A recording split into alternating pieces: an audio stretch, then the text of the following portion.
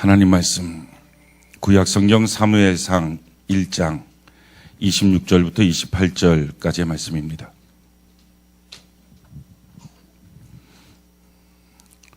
구약 성경 사무엘상 1장 26절부터 28절까지의 말씀입니다. 우리가 참 목소리로 합독을 합시다. 26절부터 28절까지 한 목소리로 합독을 합시다. 시작. 한나가 이르되 내 주여 당신의 사심으로 맹세하나이다. 나는 여기서 내 주 당신 곁에 서서 여호와께 기도하던 여자라. 이 아이를 위하여 내가 기도하였더니 내가 구하여 기도한 바를 여호와께서 내게 허락하신지라. 그러므로 나도 그를 여호와께 드리되 그의 평생을 여호와께 드리나이다 하고 그가 거기서 여호와께 경배하니라. 아멘. 우리가 수요 축복 예배를 전 세대 통합 예배로 드리는 이유는 세대 간의 갈등이 혹시 있는지, 또 동기 간의 아픔이 있는지, 이런 부분들을 우리가 예배 시간에 성령 하나님 우리를 만져주셔서 그런 갈등들이 없도록 만들어주시는 것. 하나님의 복이 우리에게 임하기 위해서는 그 축복의 그릇이 잘 준비돼야 되는데, 그 축복의 그릇은 그 안에 다툼이나 갈등이나 미움이 없어야 합니다. 그래서 싸우고 다투고 하는 곳에는 하나님이 임재하셔서 복을 줄 수가 없죠. 근데 성도들의 가정 속에서도 이 아픔들이 있는 거예요. 이 갈등들이 있는 거예요. 서로 간에 부모와 자녀 세대가 소통되지 않는 이 갈등들이 있는 거예요. 근데 이거는 다른 걸로 해결이 안 됩니다. 예배 시간에 성령 하나님이 온 가족에게 임재해야 됩니다. 그래서 우리가 지금 2달 정도 이 수요 축복 예배를 전세대 통합 예배로 진행되고 있는데, 참 감사한 일은 가족적으로 변화받는 일들이 수요 축복 예배에 지금 일어나고 있어요. 그게 기대하는 거예요. 한 사람 한 사람이 바뀌어지는 게 아니라, 그렇게 해서는 그 사람이 그 가정에 들어가서 바꾸려면 또 큰 영적 전쟁을 또 치러야 됩니다. 근데 한 가족이 통째로 바뀌어지는 거죠. 오늘도 저는 여러분들의 가정이 바뀌어지는 은혜가 있기를 바랍니다. 그 가정이 축복의 그릇이 되는 은혜가 있기를 바랍니다. 그래서 꼭 해야 될 약속이 있습니다. 주중에, 예배식이 아닌 주중에 자기 자녀들에게 예배가 뭔지, 하나님이 누구인지를 꼭 가르쳐라 하는 것입니다. 그 가르칠 수 있는 시간을 내야 됩니다. 우리가 다른 말을 하느라고 시간을 허비하지 말고 그걸 해야 됩니다. 그리고 예배 시간에 나왔으면 예배 시간에는 양육의 시간이 아닙니다. 본을 보이는 시간이에요. 이렇게 예배 드리는 거야 라고 부모가 자녀에게 본을 보이는 거예요. 그래서 예배가 딱 시작하고 나면 더 이상 자기 자녀들을 향해서 신경 쓰지 마세요. 지금 여러분들이 신경 써야 될 것은 오직 하나님 한 분이에요. 그러면 자녀가 옆에서 뭐 이렇게 흔들흔들 하다가도 언뜻 자기 부모를 보는 거예요. 아, 부모가 저렇게 기도했지, 저렇게 찬송했지, 저렇게 예배드렸지. 근데 그게 기억에 남아서 어느 날 자기가 성장하고 난 다음에 그 부모처럼 하나님 앞에 그렇게 기도하고 예배드리고 찬송합니다. 근데 본 게 없는 사람은 정말 본 게 없는 대로 행동을 하게 되죠. 아무것도 없는 거예요. 그래서 이 시간에는요, 여러분들이 본을 보이는 시간이에요. 잘 본을 보여서 여러분들의 자녀들이 믿음의 다음 세대가 되는 은혜가 있기를 바랍니다. 어저께 제 친구가 죽었어요. 그래갖고 그 소식을 듣고 이제 서울에 있는 아산병원 영안실로 갔습니다. 전에 제가 한번 얘기를 했던 그 신우암에 걸린 친구인데, 그 친구가 발견됐을 때가 이미 말기였어요. 그러니까 말기라고 하는 거는 몸 전체에 다 퍼졌다는 거죠. 온몸에 암세포가 퍼지지 않은 데가 없었던 거예요. 특히 이제 폐 쪽을 다 퍼져서 건들 수가 없었는데, 근데 1년 동안을 정말 잘 하나님의 은혜로 시간을 갖고 자기 삶을 정리할 수 있도록 했어요. 그러고서 한 달 전에 이 폐렴 때문에 다시 아산병원에 입원하게 됐어요. 그때 이제 제가 병문안을 갔었는데, 그 친구가 하는 말이, 야, 내가 교통사고 나서 느닷없이 죽었으면 어떡할 뻔했니? 그러면 내가 자녀들이나 또 아내나 또 나머지 삶에 대해서 정리를 하나도 못했을 텐데 참 너무 감사하다. 지금 이렇게 1년의 시간 동안에 많은 시간을 보냈다는 거예요. 그 친구도 자기 부부와의 관계가 별로 안 좋았어요. 일에 너무 빠져 있어갖고. 그랬다가 그 1년 동안의 관계 속에서 막 회복이 된 거예요. 자녀들한테도 1년 동안에 자기 평생 해줄 거를 다 해줬다고 얘기를 하더라고요. 그러면서 너무 행복한 시간을 보냈다고. 그러면서 이제 제가 손을 꼭 잡고서 기도해 줬어요. 그랬더니 야 감사하다 고맙다. 친구 중에 목사 하나는 있어야 돼. 뭐 이런 얘기하고 그렇게 하고 기도를 해줬어요. 손이 참 따뜻하더라고요. 그러고 이제 한 달 만에 이제 죽었다는 소식을 듣고 어저께 갔어요. 살아있을 때는 참 너무 따뜻했어요. 근데 혹시 시체를 만져보셨습니까? 그 서늘한 느낌은요 한참 가요. 저는 그걸 보면서 이런 생각이 들었어요. 살아있는 것과 죽어있는 것의 차이는 온도로도 느껴진다 하는 거예요. 살아있는 몸은 따뜻해요. 죽어있는 몸은 차가워요. 몸보다 훨씬 더 온도에 민감한 그것은 우리의 마음일 거예요. 우리의 마음이 살아있으면 따뜻해요. 근데 우리의 마음이 죽으면 식어요. 서늘해져요. 자, 그러면 지금 오늘 우리의 마음을 한번 살펴보자고요. 하나님을 향한 우리의 마음은 지금 어떻습니까? 뜨겁습니까? 식었습니까? 따뜻하다는 것은 하나님을 향한 나의 믿음이 살아있다는 거고요. 식었다는 것은 믿음이 병들거나 죽었다는 거예요. 예배를 향한 나의 지금 마음은 어떻습니까? 교회를 향한 내 마음은 어떤가요? 내게 맡겨주신 사역을 향한 마음. 또 이게 단지 신앙생활에 관련되는 것만이 아니고 기도를 향한 마음뿐만 아니라 자기 배우자를 향한 마음은 지금 어떤가요? 따뜻합니까? 식었습니까? 자기 자녀를 향한 마음은 지금 어떤가요? 또는 자기와 관계된 일들 앞에서의 지금 마음이 어떤 마음이냐 하는 거예요. 만약에 지금 내 마음이 어떤 한 부분이 따뜻한 부분도 있고 식어진 부분이 있을 거예요. 근데 이 식어진 부분이 만약에 식어지면 안 될 마음이 식어진 거라면 오늘 이 마음이 바뀌어져야 돼요. 왜 식었을까요? 내 마음 속에 계속 생각나는 것이 내 주인이에요. 가룟 유다는요, 마귀가 예수 팔 생각을 집어넣었어요. 근데 그게 자기 안에서 계속 생각이 났어요.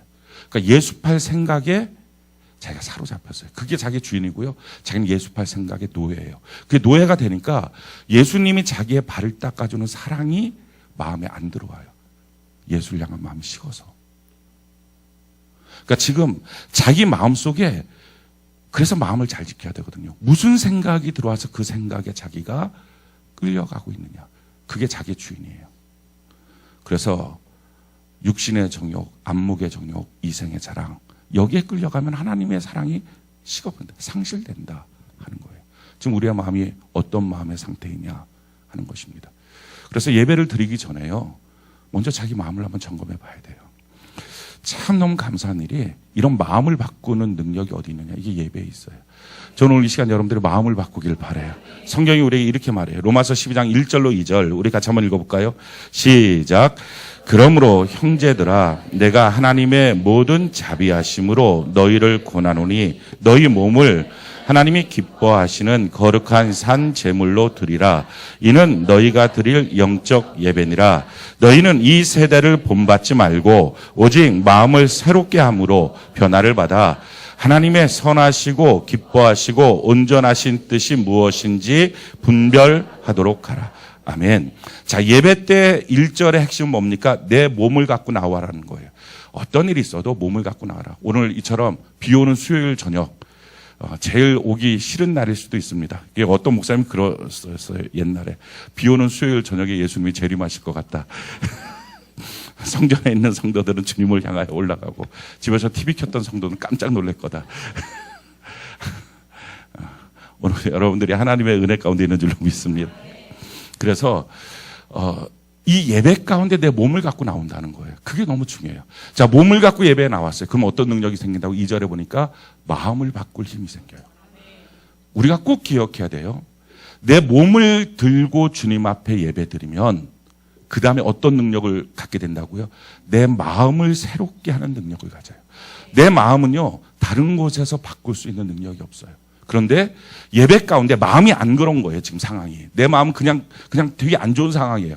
주를 향한 마음이 어떻게 보면 차가웠어. 식어버렸어요. 예배에 대한 마음도 식었어요. 그런데 그럼에도 불구하고 내 몸을 추스려서 주 앞에 나올 수는 있어요. 자, 나온 거예요. 나오고 나면 예배가 진행되는 동안에 하나님 주시는 능력이 내 마음을 바꿀 수 있는 능력을 주세요. 마음을 새롭게 하는 거예요. 그래서 하나님이 기뻐하시고 온전하시고 선한 뜻이 무엇인지를 분별할 수 있는 능력이 생겨요. 할렐루야. 그래서 지금 여러분들의 몸을 추스려서 지금 나왔습니다. 그러면 이 시간에 예배가 진행되는 동안에 성령 하나님이 함께 하셔서 여러분들의 마음을 바꿀 수 있는 능력을 주실 것입니다. 그럴 때 여러분들의 마음을 새롭게 하시기 바래요. 마음에 있는 쓰레기들을 막 확 버려버리시기 바래요. 그래서 성경이 이렇게 말합니다. 에스겔 36장 26절 우리 같이 한번 읽어볼까요? 시작. 또 새 영을 너희 속에 두고 새 마음을 너희에게 주되 너희 육신에서 굳은 마음을 제거하고 부드러운 마음을 줄 것이다. 오늘 하나님이 이렇게 하시길 원합니다. 우리에게 새 영을 주시고 새 마음을 주시고 내 육신에게 있는 굳은 마음을 제거해 버리시고 부드러운 마음을 주시는 은혜가 있기를 바랍니다. 이게 어디서? 예배 시간에 있는 거예요. 이게 예배의 능력이에요. 그래서 예배는 마음이 돼서 나오는 게 아니에요. 뭐 성령을 충만히 있어서 나오면 뭐 좋겠지만 그런 거 다 필요 없어요. 성경의 조건은요 그냥 몸 끌고 나오라는 거예요. 그래서 예배는요 무조건 몸을 끌고 나와야 돼요. 그러니까 이 성경에서 우리에게 반대하고 있는 게 뭡니까? 인터넷 예배 이런 거 안 된다는 거예요. 집에서 TV로 보는 예배 이런 거 안 된다는 거예요. 이런 거 갖고는 하면 안 되고 그냥 자기 몸을 끌고 예배에 초소로 나오는 은혜가 있기를 바랍니다. 그럼 예배 시간에 성령께서 새 영을 부어주시고 새 마음을 부어주시고 우리의 굳은 마음을 제거해 주시고 부드러운 마음을 주시고 이렇게 변화시킬 수 있는 능력을 주시게 될 줄로 믿습니다. 그래서 우리의 마음이 완전히 바뀌어져서 주를 향한 뜨거운 마음이 다시 소생하고 가정을 향한 뜨거운 마음이 소생하고 하나님 앞에 기도하고 싶은 뜨거운 마음이 소생하는 기도보다 더 아름다운 축복의 언어는 없습니다 라는 제목으로 하나님 말씀 증거했습니다. 사무엘상 1장의 시작은 1절에 보면 엘가나라고 하는 사람이 등장하는데 2절에 그에게 두 아내가 있었으니 한 사람의 이름은 한나요 한 사람의 이름은 분인나라. 분인나에게는 자식이 있고 한나에게는 자식이 없었더라. 자, 2절의 이 상태를 보면 이미 문제가 시작한 거죠. 그에게 두 아내가 있었어요. 아내는 하나여야 되는데 두 아내가 있으니까 당연히 갈등이 있겠죠. 자, 이런 상황에서 어떤 문제가 발생했느냐. 우리 5절 6절 우리 같이 한번 읽어볼까요? 사무엘상 1장 5절 6절 같이 한 목소리 시작. 한나에게는 갑절을 주니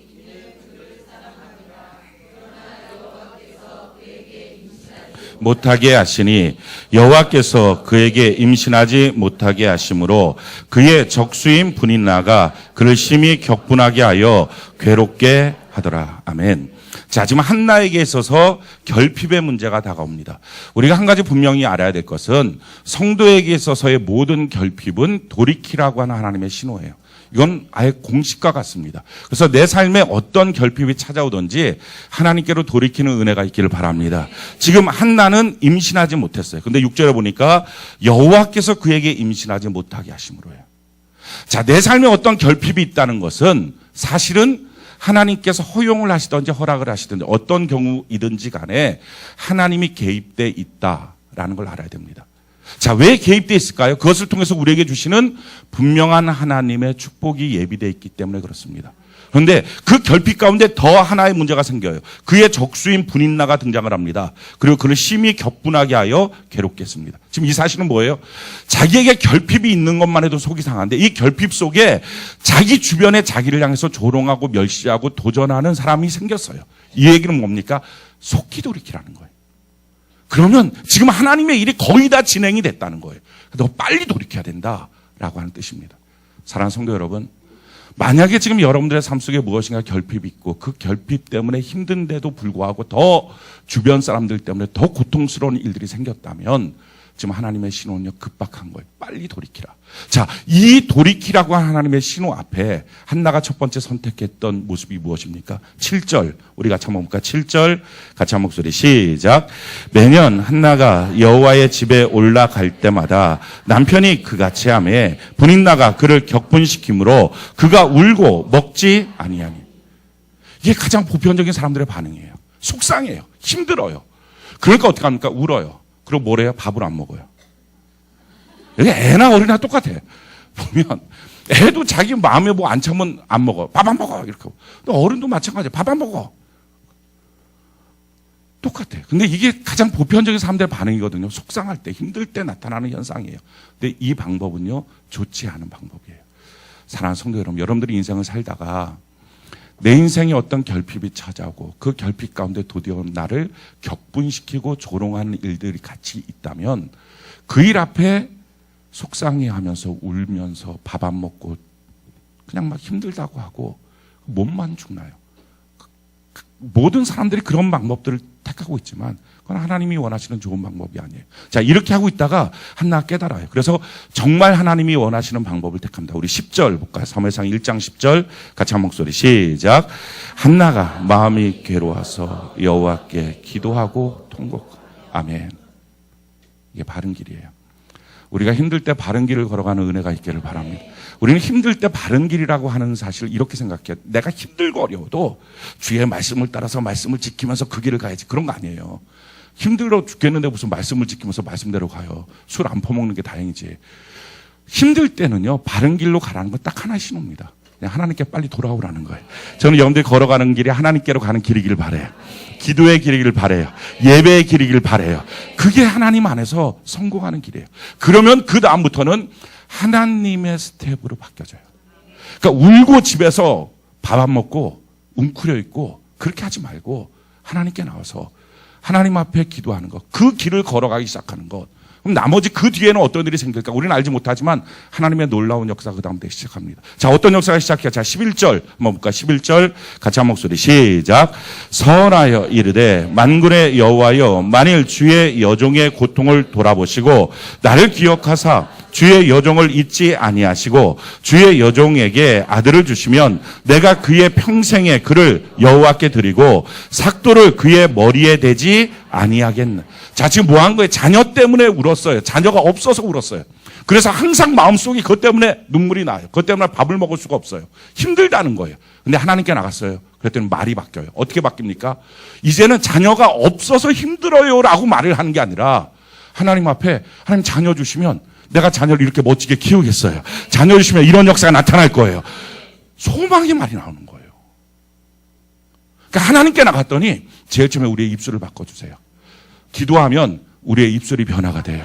아멘이십니까? 집에 혼자 있으면 평생 가도 입술은 안 바뀝니다. 근데 하나님께 나갔더니 하나님 앞에 기도하기 시작했더니 그 입술이 바뀌어지기 시작해요. 우리가 기도하면 해야 될 말을 하게 되고요. 안 해야 될 말을 안 하게 돼요. 그게 기도의 능력이에요. 왜 기도 시간을 가져야 됩니까? 이유는 기도하면 해야 될 말을 하게 되고요. 안 해야 될 말은 안 해요. 근데 기도를 안 가지면, 기도 시간이 없어지면, 기도 시간이 점점 줄면 안 해야 될 말을 하게 되고요.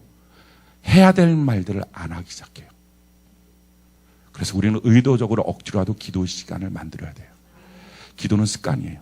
저는 여러분들 자녀들에게도 기도의 습관을 드리는 은혜가 있기를 바랍니다.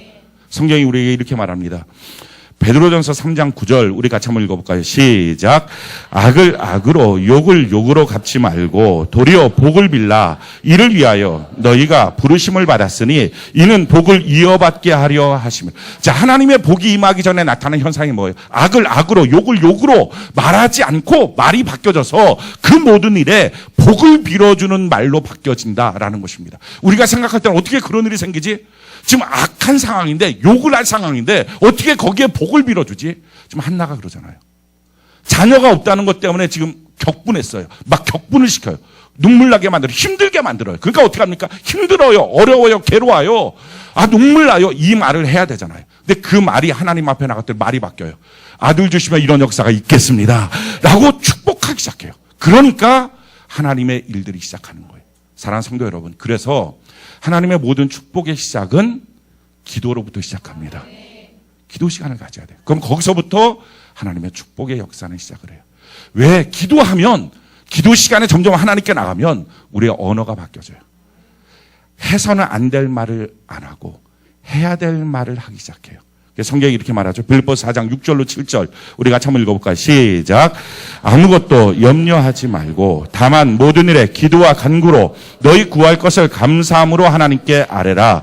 그리하면 모든 지각에 뛰어난 하나님의 평강이 그리스도 예수 안에서 너희 마음과 생각을 지키시면 기도와 염려는 반대측에 서 있다 하는 것을 알 수 있어요. 기도하지 않으면 염려하고요. 기도하면 염려를 안 해요. 기도하지 않으면 염려 때문에 걱정의 말이 나오고 근심의 말이 나오고 분노의 말이 나와요. 그래서 욕을 욕으로 악을 악으로 말하기 시작해요. 근데 기도하기 시작하면 욕을 욕으로 악을 악으로 말하지 않고 축복의 말을 해서 복을 받게 만드는 문이 열려요. 저는 여러분들이 기도하는 은혜가 있기를 바랍니다. 근데 기도는 언제부터 시작하는 거예요? 그냥 기도하는 게 아니에요. 사건과 문제 앞에 깨달아야 돼. 돌이켜야 되는구나. 하나님께로 가야 되는구나. 그래서 집에서 혼자 울면서 밥 안 먹고 그렇게 하지 말고 그냥 예배 때 하나님께 나가시길 바라요. 예배의 길로 걸어가세요. 기도의 길로 걸어가세요. 그때부터 기도는 시작되는 거예요. 오늘 저는 여러분들의 입에 기도가 시작되는 은혜가 있게 될 줄로 믿습니다. 하나님께 기도하는 거예요. 기도하다 보면 원망도 불평도 말하다가 그게 자꾸 바뀌는 거예요. 그래서 기도는 우리의 언어를 바꿔요. 기도보다 더 아름다운 축복의 언어는 없어요. 아멘이십니까? 그래서 우리가 기도하는 은혜가 있기를 바랍니다. 또 이렇게 말하죠. 디모데전서 2장 8절 우리 같이 한번 읽어볼까요? 시작. 그러므로 각 처에서 남자들이 분노와 다툼이 없이 거룩한 손을 들고 기도하기를 원하노라. 아멘. 기도와 분노, 다툼이 반대측에 있다는 걸 보여주고 있어요. 그러니까 분노, 다툼은요 기도하지 않으면 생기는 거고요. 기도하면 분노, 다툼을 제압할 수 있어요. 전 여러분들이 기도하는 은혜가 있기를 바랍니다. 기도했더니 지금 한나가 입술이 바뀌어졌어요. 자, 또 한 가지.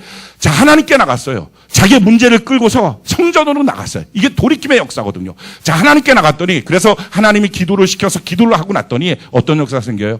반드시 응답돼요. 기도는. 자, 우리 성경 한번 볼까요? 사무엘상 1장 19절로 20절. 사무엘상 1장 19절로 20절. 우리 같이 한번 읽어봅시다. 시작. 그들이 아침에 일찍이 일어나 여호와 앞에 경배하고 돌아가 라마의 자기 집에 이르니라. 엘가나가 그의 아내 한나와 동침하며 여호와께서 그를 생각하신지라. 한나가 임신하고 때가 이름에 아들을 낳아 사무엘이라 이름하였으니 이는 내가 여호와께 그를 구하였다 함이더라. 기도하니까 하나님이 생각하고 응답하십니다. 기도는요 쌓여요. 기도는 그냥 말하는 게 아니고요. 하나님 앞에 이렇게 말하는 게 아니고요. 기도는 그렇게 항아리에 담는 물 같아요. 그래서 기도를 하면 처음에는요 그냥 기도를 했는지 안 했는지 몰라요. 근데 또 기도하고 또 기도하고 또 기도하고 이렇게 하면 기도가 9가지 차면 물이 변하여 포도주가 되듯이 우리의 기도가 정말 힘없이 아무렇지도 않게 그냥 대충 했던 그 기도라도 하나님의 역사가 나타나는 거예요. 아멘이십니까? 그래서 어떤 항아리는 커요. 어떤 항아리는 작아요. 작은 항아리는 조금만 기도해도 응답이라고 하는 게 나타나고요. 큰 항아리는 오래 기도해야 나타나요. 그런데 기도는요 절대 없어지지 않아요. 우리가 죽어서 천국 가도요 우리가 했던 기도는 남아있어요. 그래서 그것이 자손 천대일까지 복이 되게 될 줄로 믿습니다. 기도한다는 게 얼마나 중요한지 몰라요. 그건 항상 항아리에 물을 담아놓듯이 담겨져 있는 거예요. 차곡차곡 쌓이는 거예요. 하나도 없어지지 않아요. 기도는 큰 사건이 일어나려면 오랜 기도가 필요합니다. 저는 여러분들을 자녀를 향하거나 가정을 향하거나 배우자를 향한 기도가 오래되고 있다면 아마도 그 사람이 큰 인물인 것이다 라는 믿음을 잃지 않기를 바랍니다. 맞아요. 그 모니카라고 하는 위대한 기도의 어머니가 있어요. 이분이 바로 어거스틴의 어머니예요. 기독교 역사 속에 위대한 신학 인물을 따져놓고 봐라. 그러면 사도 바울, 어거스틴, 아퀴나스, 칼빈 이 네 명이 기독교의 가장 위대한 신학자라고 얘기해요. 이들 때문에 우리가 지금 알고 있는 모든 신학, 기독교 신학이라고 하는 것이 정립된 거예요. 그래서 설교를 통해서 여러분들이 듣고 있는 무엇이 이단이고 무엇이 아닌지가 구별되게 했던 사람들이 바로 이 사람들이에요. 그중에 고대 신학을 정립한 사람이 어거스틴. 그러니까 사도 바울의 신학을 그대로 완벽하게 정립한 사람, 이 사람이 바로 어거스틴이에요. 근데 이 어거스틴은 원래 처음부터 괜찮았던 사람이 아니에요. 그 어머니 모니카가 참 신앙 좋은 어머니였는데요. 이 어거스틴은 정말 개판이었어요. 16살에 가출을 했어요. 그래갖고 여자를 만났고 애를 낳았어요. 16살. 16살이면 지금 누구예요? 여기 혹시 16살 있어요? 16살. 예. 얘가 가출을 해갖고 애를 낳은 거예요, 지금. 그러니까 이게 얼마나 이덕인싸가 까무러칠 일이겠어요, 지금. 한번 일어나봐. 우리 시청각 교육을 한번 해줘. 이런 애예요. 이런 애가 가출을 해갖고 애를 낳은 거예요, 지금 상황이. 아시겠죠? 이걸 또 주의 명령으로 받으면 안 돼. 그러니까 얼마나 속이 터져요. 그래갖고 자녀를 위해서 그 전부터 물론 기도했지만 기도를 하는 거예요. 그리고 신앙교육을 시켜요. 너 그러면 안 돼. 말씀교육을 시켜요. 하나도 안 돼. 귀등으로도 안 들어요. 그리고 자기 엄마가 보라는 듯이 이단 종파에 깊이 들어가요. 기독교 자기는 싫다는 거예요. 엄마 말하는 거 고리타분하고 말도 안 되는 거라는 거예요. 이단 종파에 들어가요. 그러니까 부모로서, 신앙 있는 부모로서 제일 힘든 게 뭐예요? 자기 자녀가 이단 종파에 들어가 있는 거예요. 근데 그 자녀를 보면서 이 어머니가 기도를 포기하지 않아요. 계속 기도해요. 나중에 어거스틴의 회고록이라고 하는 책이 있거든요. 굉장히 유명한 책인데 그 회고록에 보면 그 시절에 대한 자기의 내용을 이렇게 말해요. 내가 일어나고 싶었다는 거예요. 내 몸이 천근만근이라서 일어날 수가 없었다는 거예요. 그걸 보면 깨달았어요. 아무리 속색이는 사람, 속색이는 자녀, 속색이는 배우자, 속색이는 일이 있어도 그것은 지금 일어나고 싶어 한다는 거예요. 변화되고 싶어 한다는 거예요. 근데 자기 힘으로 변화가 안 된다. 아무리 일어나고 싶어도 못 일어났다는 거예요. 근데 나중에 이 진흙 속에서 하나님이 손을 잡고서 나를 일으켜 줬다는 거예요. 근데 일으켜 주셨을 때 깨달은 것은 자기 어머니가 죽은 아들을 놓고 우는 것보다 더 많은 눈물을 흘렸기 때문에 내가 일어났다라고 말해요. 19년을 기도했어요. 울면서. 여러분들은 몇 년을 놓고 기도해서 낙심하십니까? 안 되나 봐 라고 혹시 생각하시나요? 19년을 놓고 기도했어요. 그리고 어느 날 정말 문득 어거스틴이 맑은 눈동자로 집을 돌아왔대요. 어머니의 기도로 내가 바뀌었어요. 그날로 완전히 변화된 거예요. 기도는요 차곡차곡 쌓여요. 그러니까 어거스틴이 그 16살, 17살 막 청년 시절에 막 술 퍼먹고 다니고 이럴 때도 자기 마음속에는 일어나고 싶었다는 건데 아직 어머니의 기도가 그 항아리에 충분히 쌓여 있지 않았던 거예요. 그걸 일으킬 만큼의 힘은 없었어요. 근데 어느 날 그 기도가 아구까지 차니까요. 그 어거스틴이 벌떡 일어난 거예요. 기도는 응답이 있습니다. 아멘이십니까? 우리가 반드시 기도하는 은혜가 있기를 바랍니다. 우리 자녀를 놓고 기도할 때 자녀를 보호해 주세요 라고 기도해야 되겠죠. 그러나 조금만 크면 보호뿐만 아니라 또 한 가지 가시 울타리를 쳐주세요. 이렇게 기도해야 됩니다. 가시 울타리를 쳐주세요.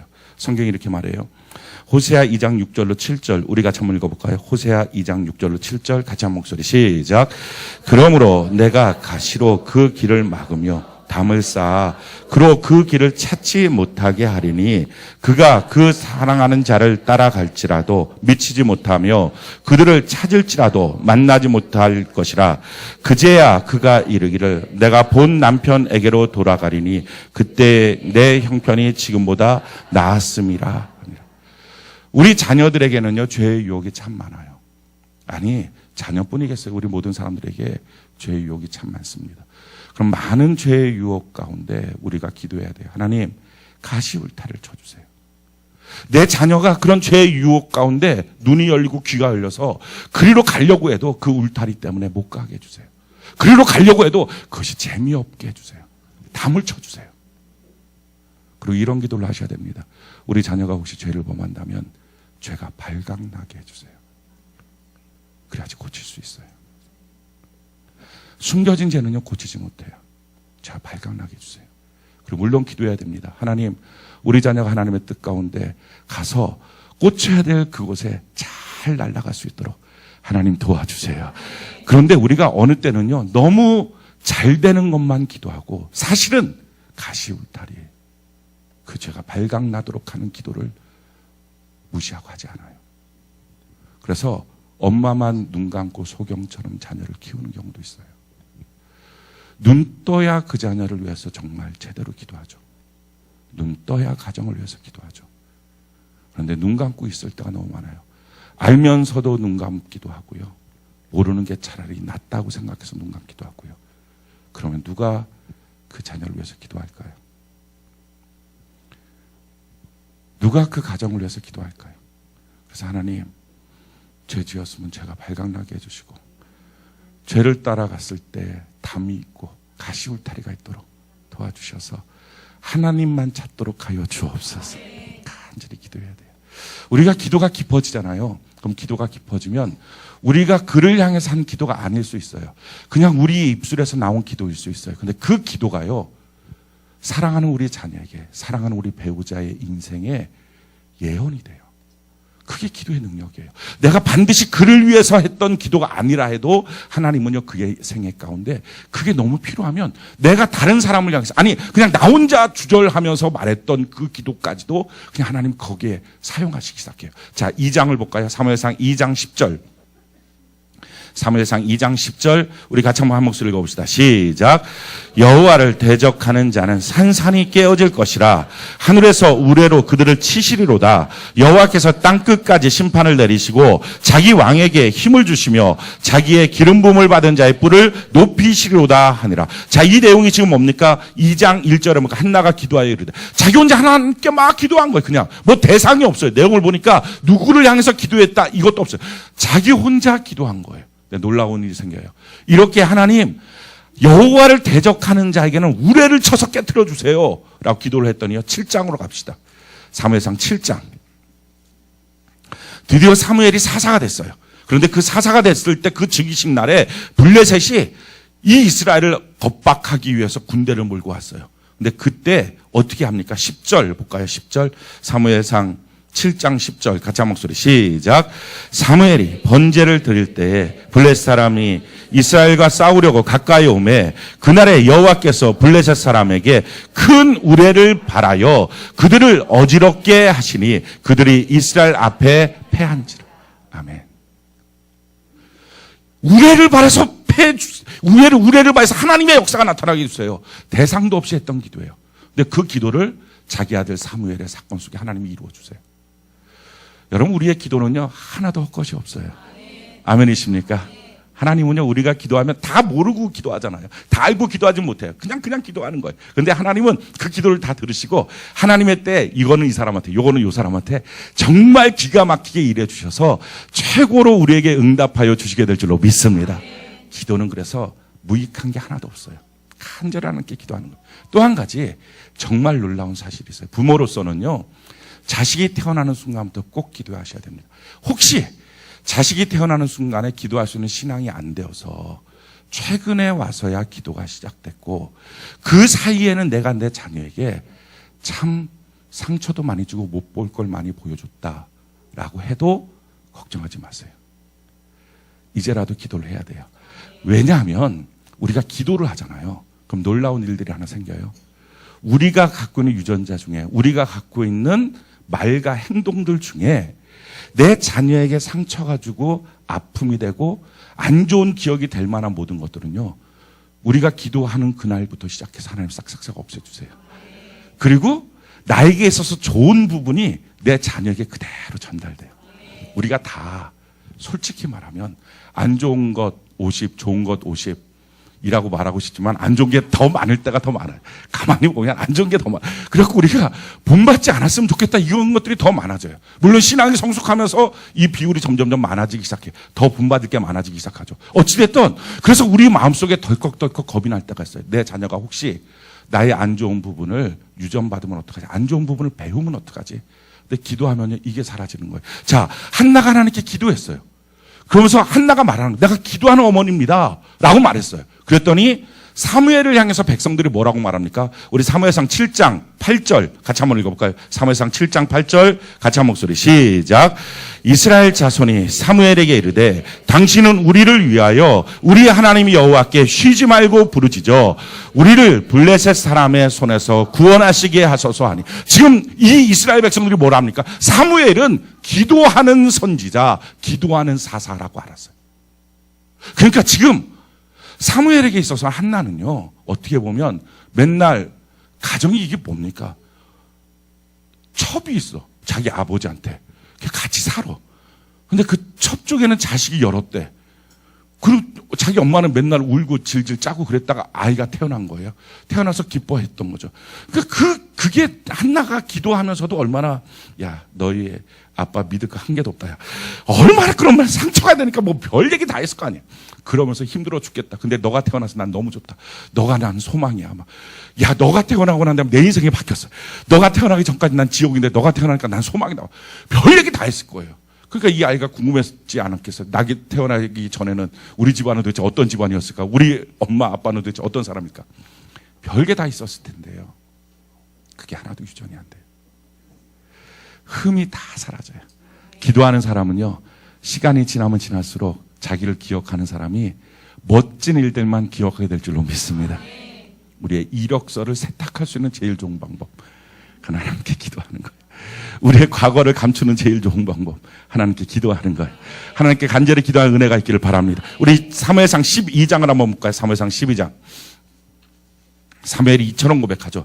12장 23절. 사무엘상 12장 23절. 우리 같이 한번 한 목소리 한번 읽어봅시다. 사무엘상 12장 23절 같이 한 목소리 시작. 나는 너희를 위하여 기도하기를 쉬는 죄를 여호와 앞에 결단코 범하지 아니하고 선하고 의로운 길을 너희에게 가르칠 것이. 아멘. 기도한다는 것을 쉬는 게 죄다라고 여길 만큼 사무엘은요, 어머니를 통해서 기도를 배웁니다. 어머니의 기도하는 모습을 본 자녀들은 망하지 않아요. 제가 한 증인이기도 해요. 제가 고등학교 2학년 때, 그죠? 고등학교 2학년 때. 뭐, 여느 고등학교 2학년과 비슷한 사람인 거죠. 그냥 막 땡깡땡깡 놀고 뭐 이러고 있을 때요. 근데 저희 작은 누님이 대학 시험을 보고 떨어졌어요. 재수를 시작한 거죠. 그러니까 근데 집안 분위기는 너무 행복하고 좋았어요. 재수한다고 뭐 집안에서 뭐라고 한마디도 안 해. 막 고기 파티하고 막 그렇게 재밌게 놀아요. 걔 수고했다. 야, 걱정하지 마. 뭐 그냥 또 보면 되고. 뭐 대학 안 가면 또 어떠냐. 걔는 상관없어. 막 이런 분위기였어요. 그러니까 나는 원래 그런 분위기인 줄 알았어요. 대학이라고 하는 게 뭐 가든지 말든지 상관없는 분위기라 이렇게 알았어요. 그런데 하루는 그렇게 하고 이제 얼마 시간 좀 지났죠. 하루는 이렇게 집에 이렇게 조그만한 이렇게 마당 비슷한 게 있고 안방이 있는데 제가 이렇게 현관에서 나와서 그 앞을 이렇게 지나가는데 무슨 소리가 들려요, 안방에서. 저희 어머니가 무릎을 꿇고 있는 거예요. 우리 영애, 우리 작은 누님이 영애거든요. 우리 영애. 다른 기도를 못 해요. 우리 영애. 우리 영애. 그렇게 눈물로 기도하는 거예요. 그리고 그냥 기도가 뭐 쭉 말이 이어지는 거예요. 우리 영예를 이렇게 해주시고 뭐 이런 기도가 아닌 거예요. 그러니까 그게 어머니의 마음이에요. 그냥 우리 영예라고 말하면 그냥 그 이름 앞에 그냥 눈물이 팍 쏟아지는 거예요. 우리 영예, 우리 영예, 그리고 하나님 아버지, 그 뒤에는 말이 없어요. 근데 그 몇 마디 안 되는 단어예요. 근데 느낌이 이상하죠? 다 알 것 같아요. 무슨 말을 하고 계시는지. 근데 내가 알 것 같은데 하나님이 모르시겠어요, 그거를. 근데 그렇게 울면서 기도하고요. 그리고 눈물을 딱 닦고 나서 막 웃으시는 거예요. 근데 그 모습을 제가 봤어요. 그리고 그때부터 제가 공부를 했어요. 아, 내가 공부를 안 해서 대학을 떨어지면 엄마가 저렇게 우는구나. 아주 단순한 생각이었어요. 그러면서 깨달은 거예요. 기도하는 어머니를 본 자녀는 망하지 않는다. 여러분들이 보여줄 수 있는 최고의 선물은 여행 가서 보여주는 어떤 경치가 아니에요. 기도하는 어머니. 그 기억이 남아있으면요. 저도 마찬가지예요. 저도 힘들고 어려울 때 있으면은 하나님 앞에 무릎을 꿇을 줄 알아요. 그때 그 모습이 기억이 나거든요. 하나님 아버지, 하나님 아버지, 이걸 해요. 근데 하나님이 아실 것 같아. 그 안에 뭐가 있는지를 하나님이 아실 것 같아. 기도하면 하나님의 역사가 나타납니다. 기도는요, 우리 자녀에게 해줄 수 있는 최고의 아름다운 축복의 말이에요. 기도는요, 내가 누군가에게 해줄 수 있는 최고의 아름다운 축복의 말이에요. 오늘 한나가 자기 자신을 뭐라고 말하는 거죠? 자, 1장, 오늘 본문 말씀 같이 한번 볼까요? 사무엘상 1장 26절부터 28절. 우리 26절 같이 한번 읽어봅시다. 26절 같이 한 목소리 시작. 한나가 이르되 내 주여 당신의 사심으로 맹세하나이다. 나는 여기서 내 주 당신 곁에 서서 여호와께 기도하던 여자라. 아멘. 저와 여러분들이 이런 사람 됐으면 좋겠습니다. 내가 누구냐? 나는 하나님 앞에 기도하는 사람입니다. 그게 인생 성공의 비결이에요. 혹시 여러분들이 아직 기도를 모른다면 그냥 기도를 하세요. 기도를 배우는 건 아니고요. 기도는 그냥 하는 거예요. 하나님 아버지께 자기 마음을 토해내는 거예요. 그래서 몇 마디 안 하셔도 돼요. 하나님 아버지 흑흑흑, 하나님 아버지 흑흑흑, 누구 흑흑흑, 누구 흑흑흑 이렇게 하시면 돼요. 우리 집 흑흑흑 이렇게 하시면 돼요. 그러니까 뭐 말을 쭉 안 이어가도 돼요. 안 이어가도 돼요. 하나님이 다 아실 것 같아요. 사실 우리가 다 알지 않습니까? 그렇게 말하면 그 사람이 좀 뭔 얘기하는 건지 아시잖아요. 마찬가지로 하나님 앞에 많은 단어를 말하지 않아도요. 그냥 하나님 앞에 이렇게 기도하는, 내가 기도하는 사람입니다. 우리 한번 따라해볼까요? 나는 기도하는 사람입니다. 나는 기도하는 사람입니다. 아멘이십니까? 이게 신앙인에게 있어서 최고로 명예로운 칭호예요. 난 기도하는 사람입니다. 제가 밴드에 글을 올렸어요. 어저께 밴드에 글을 올렸는데 아마 셀 밴드에 그 글이 올라갔는지 모르겠는데 사랑하는 사람과의 관계 속에서 가장 큰 죄는 뭘까? 무시하는 죄예요. 내가 그를 사랑하고 그가 나를 사랑할 때 가장 큰 가슴 아픈 상처가 뭘까요? 그가 나라고 하는 존재를 없는 것처럼 여길 때. 무시가 그거잖아요. 눈에 안 보인다고 없는 것처럼 여기는 거잖아요. 그래갖고 내가 꼭 없는 사람인 거예요. 그 사람한테. 무엇인가 행할 때, 무엇인가 일할 때, 무엇인가 결정할 때 나라고 하는 사람은 없는 사람 같은 거예요. 자기 혼자 다 하고 통보하고. 그러면 100번, 1000번 사랑한다고 말해도 아닌 것 같다는 느낌 들겠죠. 그러면서 생각이 났어요. 우리 하나님과 우리와의 관계도 사랑의 관계인데 하나님 건 가장 속상해 할 게 뭘까? 무시하는 거 아닐까? 내가 알아서 다 결정해요. 내가 알아서 다 해요. 다 말해요. 그리고 하나님한테는 하나도 묻지도 않아요. 그리고 하나님께 얘기해요. 주님 사랑한다고. 주님이 정말? 이라고 물어볼 것 같아요. 하나하나씩 정말 미주알 고주알 아뢰할 수 있는 것. 하나님 오늘 점심 뭐 먹을까요? 뭐 이렇게 물어보고 그럼 하나님이 뭐 먹고 싶은 거 먹어라 이렇게 말씀하세요. 뭐라고 대답하시지 몰라요. 아무튼 뭐 먹을까요? 여러분들 오늘 점심 뭐 드셨습니까? 저는 오늘 스파게티 먹었어요. 점심 뭐 먹을까요? 스파게티, 돈가스 뭐 이렇게요. 뭐 먹고 싶은 거. 오늘 내가 누구를 만날까? 내가 오늘 누구한테 무슨 문자를 보낼까요? 내가 누구를 만날 텐데 그런 스케줄이 있는데 내가 만나서 무슨 말을 할까요? 전에 내가 했던 내 스타일이 있을 거 아니에요. 그런 일들이 생길 때 내가 항상 반응했던 내 태도가 있을 거 아니에요. 하나님 나는 어떻게 할까요? 라고 물어보는 거죠. 그게 미주알 고주알 물어보는 걸 놓고 어떤 사람들은 야 그럼 하나님 대답하겠냐? 야 그렇게 물어보지 말고 하나님 내게 자유의지를 줬으니까 자유의지를 갖고 사용하고 그냥 큰 일들만 물어봐. 할 수 있어요. 왜 자유의지를 사용하지 않니? 라고 말할 수 있어요. 근데 저는 그렇게 생각해요. 그렇게 하나님 앞에 미주알 고주알 묻는 것은 자유의지를 버리는 것이나 아니면 하나님 앞에 억압당해 있는 모습이 아니고 그래서 신앙생활에 뭔가 억압당해서 막 꼼짝 못하고 있는 모습이 아니라 전 그게 사랑에 빠져 있는 모습인 것 같아요. 여러분 사랑이 뭐죠? 혼자 할 수 있는 것을 굳이 둘이 하는 거예요. 벌레가 날아가요. 그럼 혼자 있으면 어떻게 해요? 여자 딱 잡아요. 근데 옆에 남자가 있어. 어머 벌레. 옆에서 잡아줄게. 뭘 그렇게 하는 거예요. 그냥 그렇게 하면서 혼자 할 수 있는 건데 뭐 물어보는 거 괜히 오늘 청소할까? 이미 마음의 결정 다 돼서 몇 시에 청소하겠다. 저 오늘 청소할까? 청소해요. 그럼 막 좋아요. 행복해요. 오늘 청소할까? 싫은데 그럼 왜요? 그 말이 나올 게 뻔하니까 저기서 청소해요. 그러니까 굳이 혼자서 알아서 다 할 수 있는 건데요. 같이 하는 거예요. 그게 사랑이에요. 우리 인생 사는 거 뭐 밥 먹을까? 오늘 어디에 갈까? 오늘 몇 시에 장 보러 갈까? 우리 혼자서도 다 했던 일이에요. 근데 이제 주님은 사랑하게 됐어요. 그리고 주님이 날 사랑하기 시작하셨어요. 그렇다면 사랑하는 주님 앞에 말하고 싶지 않을까요? 아주 사소한 스케줄도. 사랑에 빠진 사람이잖아요. 난 기도하는 사람입니다. 난 주님과 사랑에 빠진 사람입니다. 아멘이십니까?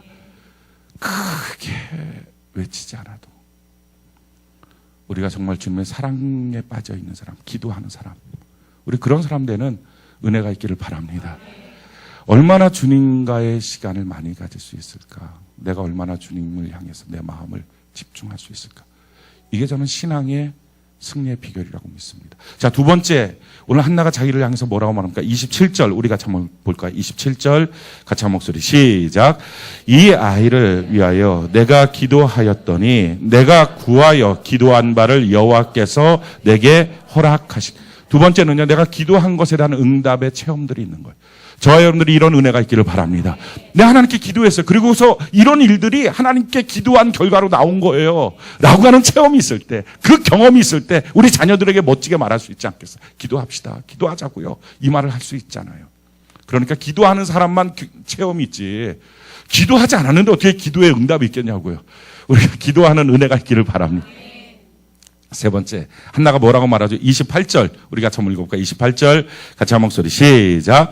그러므로 나도 그를 여호와께 드리되 그의 평생을 여호와께 드리나이다 하고 그가 거기서 여호와께 경배하라. 세 번째 뭐 합니까? 자기 자녀를 하나님께로 데리고 나와요. 그게 부모가 할 수 있는 최고의 축복의 행위예요. 내 자녀를 예배 때 데리고 나올 수 있다는 거, 집에다 놓고 나오십니까? 왜요? 뭐 때문에요? 뭐가 자녀에게 더 훌륭하고 좋을까요? 우리 예수님이 너 자녀를 좀 데리고 나와라 라고 말씀하셨다면 우리가 얼마나 헐레벌떡 내 자녀를 어떻게 하든지 데리고 나올까요? 예배는 하나님과의 만남이라면 진짜 축복은 뭐예요? 진짜 신앙은 뭐예요? 내가 다 할 수 없다는 걸 인정하고 하나님 내 자녀를 주님께로 데리고 나갑니다. 예수님께로 데리고 나갑니다.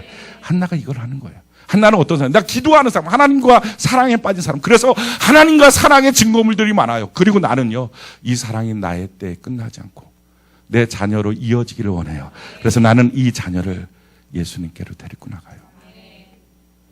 이게 신앙이에요. 이게 한나예요. 우리가 이 한나의 모습을 통해서 한번 점검했으면 좋겠어요. 지금 나는 어떤 삶인가? 과연 나는 하나님과 사랑에 빠지고 있는가? 하나님과 기도하고 있는 사람인가? 나는 과연 기도함을 통해서 그 기도는 쌓여야 되거든요.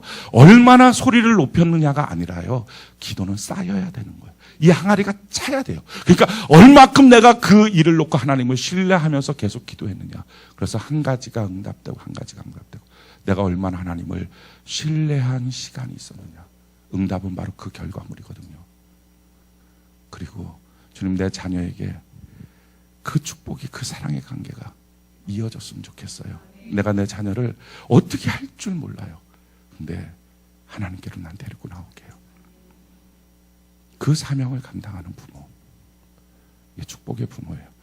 오늘 우리가 기도하는 은혜가 있기를 바랍니다. 자, 기도하기 위해서 마지막 한 가지요. 꼭 필요한 한 가지가 있어요. 기도의 산을 넘어야 되는데 꼭 필요한 건 뭐냐면요, 거절감을 극복해야 됩니다. 지금 한나가 기도합니다. 사무엘상 1장 12절 볼까요? 사무엘상 1장 12절. 그가 여호와 앞에 오래 기도하는 동안에 엘리가 그의 입을 주목한즉 13절 보니까 한나가 속으로 말하며 입술만 움직이고 음성은 들리지 아니하므로 엘리는 그가 취한 줄로 생각한지라. 우리 14절 같이 한번 한 목소리 한번 읽어봅시다. 시작. 엘리가 그에게 이르되 내가 언제까지 취하여 있겠느냐. 포도주를 끊으라. 아멘. 기도는요, 옆에서 어이구 잘하는구나 라고 말해줄 때도 있지만 어느 때는 기도하는 것이 오해받을 때도 있어요. 그리고 기도하는 걸 자꾸 간섭하는 사람들도 생겨요. 내가 하는 기도가 틀렸다고 말하는 사람들도 생겨요. 그런 기도 응답받지도 못한다고 마음에 상처 주는 일들도 생겨요. 근데요, 제가 목회하면서 깨달은 한 가지는요, 제 신앙생활 하면서 깨달은 한 가지는 어떤 식의 기도도 응답 없는 기도는 없어요. 반드시 응답해요. 우리 자녀가 우리에게 누워서 말하던, 일어나서 말하던, 밥 먹으면서 말하던, 잠자다가 깨서 말하던, 잠들 듯 하면서 말하던 다 듣고 응답해줘요. 우리는. 너가 반드시 내 앞에 말할 때는 무릎을 딱 꿇어. 손을 바짝 들어야 돼. 소리를 질러. 엄마 3번을 꼭 질러야 돼. 그러지 않고서는 나는 응답할 수 없어. 추가 눈물 흘려. 안 그러면 죽어? 이런 엄마 있습니까? 우리가 악할지라도 그렇게 안 해요. 그런데 물론 내 자녀가 어느 날 갑자기 내 앞에서 무릎을 딱 꿇고 울면서 아빠, 그럼 진짜 집중하긴 하겠죠. 그리고 가장 먼저 그의 말을 들어주겠죠. 다른 모든 것들을 치워놓고. 그래요. 그렇지만 어떤 말에도 자녀의 말에는 부모는 응답하게 돼 있어요. 여러분들의 기도는 다 응답됩니다. 기왕이면 어차피 그렇게 많이 오래는 안 하니까 무릎 꿇고 눈물을 흘리며 손을 들고 예수님 3번 부르고 부르짖으며 기도하는 은혜가 있기를 바랍니다. 그게 혹시 안 되거들랑 정죄감 갖지 말고 기도하세요. 중요한 사실은요, 기도하는데 자꾸 그 기도가 헛된 것이라는 것처럼 내 마음에 거절감을 줄 때가 있어요. 지금 한나가 그렇게 기도하는 거죠. 너무 가슴이 아파서 말을 못하면서 기도한 거예요. 근데 엘리 제사장이 오해해요. 너 술 끊어, 이렇게 말한 거예요. 기도하고 있는데 얼마나 속상합니까? 그럼 마음이 팍 상해서 집에 갈 수도 있겠죠. 근데 한나는요 그렇게 안 했어요. 자기를 설명해요. 뭐라고 설명합니까? 15절 같이 한번 볼까요? 시작. 한나가 대답하여 이르되 내 주여 그렇지 아니하니이다. 나는 마음이 슬픈 여자라. 포도주나 독주를 마신 것이 아니요 여호와 앞에 내 심정을 통한 것뿐이오니. 그러면서 이렇게 말해요. 당신의 여종을 악한 여자로 여기지 마옵소서. 내가 지금까지 말한 것은 나의 원통하고 격분됨이 많기 때문이다 하는지라. 그 말을 듣고 엘리가 아이고 미안한 마음이 들었어요. 그래서 미안한 마음이 이렇게 말합니다. 17절 볼까요? 시작. 엘리가 대답하여 이르되 평안히 가라. 이스라엘의 하나님이 내가 기도하여 구한 것을 허락하시기를 원하노라. 그러니까 누가 오해를 하고 뭐라고 말하거든 이렇게 하지 말고, 말해봤자 소용도 없어 이렇게 하지 말고 그냥 설명하는 거예요. 나 지금 이런 거예요. 그럼 대부분의 사람들은요, 너 기도한 거 응답될 거야. 근데 놀라운 것은 그 말 한마디가 진짜 응답이라는 거예요. 그래서 누가 뭐라 그러든 나 그렇게 해서 기도한 거예요. 너 기도한 거 응답될 거야. 그 은혜가 있기를 바랍니다. 오늘 기도하다가 돌아올 때 누가 얘기 안 해줄 것 같거든. 지금 옆분을 보세요. 그리고 얘기를 해주시는 거예요. 오늘 당신의 기도가 응답될 거예요 라고 한번 인사를 해주세요.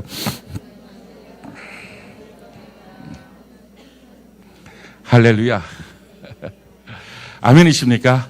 오늘 여러분들의 기도가 응답되게 될 줄로 믿습니다. 근데 이 말 한마디가 완전히 변화가 됐어요. 우리 18절 같이 한번 볼까요? 시작. 이르되 당신의 여종이 당신께 은혜 입기를 원하나이다 하고 가서 먹고 얼굴에 다시는 근심빛이 없다. 저는 여러분들의 근심빛이 사라지기를 바랍니다. 여러분들의 기도로 응답을 받았습니다. 아멘이십니까? 그러니까 하나님 앞에 간절히 기도하는 것. 기도하다 보면 이런 거절감이 있어요. 누구든지 마찬가지예요. 기도의 용사들은요 다 거절감이 있었어요. 우리가 대표적인 기도의 용사로 꼽는 사람 다니엘이잖아요. 다니엘은 하루에 3번씩 기도해서 기적을 받던 사람이에요. 왕의 어인이 지켜도 사자굴에 들어갔다도 건진받은 사람이에요. 그가 기도할 때마다 성전을 향하여 문을 열고 기도했어요. 왜 그는 성전을 향하여 문을 열고 기도했을까? 어떤 사람이 그러더라고요. 왕의 어인이 지켰을 때 문 닫고 기도했으면 괜찮았을 텐데 왜 구태여 문을 꼭 열고 보란 듯이 그렇게 계속 기도했을까?